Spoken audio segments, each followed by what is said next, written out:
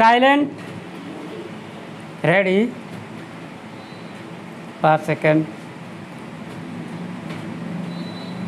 Start. Medical कॉलेजों में प्रवेश की परीक्षा नीट के प्रश्न पत्र लीक हो जाने के कारण इस परीक्षा को निरस्त करने के बाद केंद्रीय माध्यमिक शिक्षा बोर्ड यानी सीबीएसई की पुनर्मूल्यांकन प्रक्रिया में जिस तरह विसंगतियों की शिकायतें सामने आ रही हैं वे निराशाजनक भी हैं और दुर्भाग्यपूर्ण भी।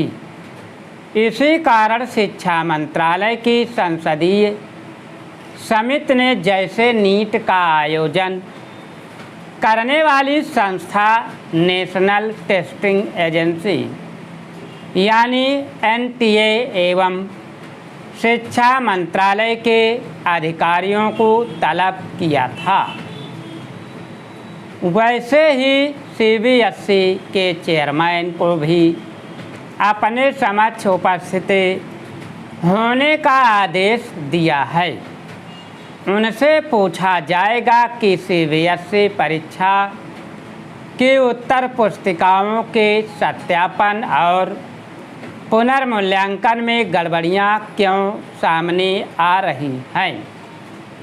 पता नहीं वे क्या जवाब देते हैं और उनसे संसदीय समिति संतुष्ट होती है या नहीं, लेकिन प्रश्न केवल उसके संतुष्ट होने का नहीं।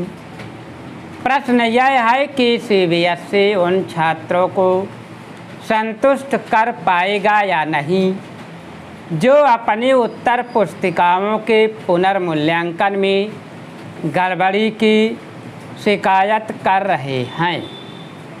ध्यान रहे, ऐसी कई शिकायतों को सीबीएसई ने सही पाया है। इसका अर्थ है कि सीबीएसई की पुनर्मूल्यांकन प्रक्रिया में वास्तव में कोई खामी है।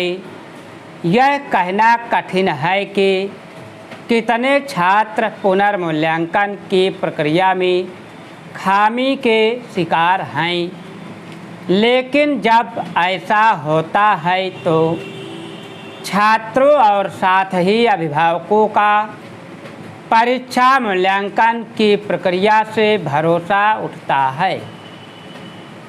इसी के साथ परीक्षा आयोजन करने वाली संस्था की साख पर भी बट्टा लगता है। यह सामान्य बात नहीं कि जहां कुछ छात्र यह पा रहे हैं कि बोर्ड द्वारा अपलोड की गई उनकी उत्तर पुस्तिकाओं की स्कैन कॉपी उनकी लिखावट से मेल नहीं खा रही है। वहीं कुछ की यह शिकायत है कि सही उत्तर के बाद भी उनके अंक काट दिए गए। कुछ यह भी कह रहे हैं कि स्कैन कॉपी देखकर समझना कठिन है कि उत्तर पुस्तिका किसकी है। यह ठीक है कि सीबीएसई अधिकारी विसंगतियों को ठीक कर रहे हैं और शिकायत करने वाले छात्रों को उनकी उत्तर पुस्तिकाएं भी उपलब्ध करा रहे हैं, लेकिन इससे केवल समय और संसाधन की बर्बादी ही नहीं होगी, बल्कि अन्य छात्रों के मन में भी यह आशंका घर करेगी कि उनकी उत्तर पुस्तिका का मूल्यांकन सही तरह हुआ या नहीं। इसके चलते और छात्र अपनी उत्तर पुस्तिकाओं के पुनर्मूल्यांकन की आवश्यकता महसूस कर सकते हैं।